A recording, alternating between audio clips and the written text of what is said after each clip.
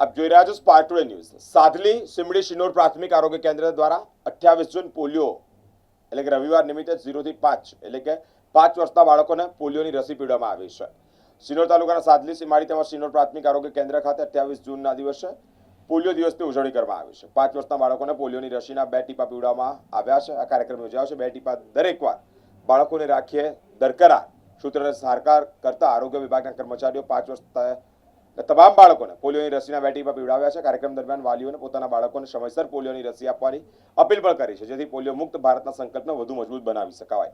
આ અભિયાનમાં આરોગ્ય કર્મચારીઓ, આશા વર્કરો તથા સ્થાનિક લોકો ઉત્સાહભેર સહયોગ પણ આપ્યો છે।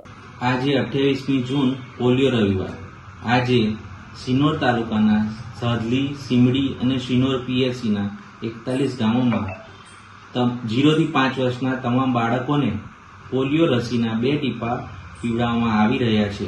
તો શિનોર તાલુકાના તમામ માતા પિતાઓને વિનંતી છે કે પોતાના 0 થી 5 વર્ષના તમામ બાળકોને પોલિયો રસીના 2 ટીપા અચૂકથી પીવડાવે।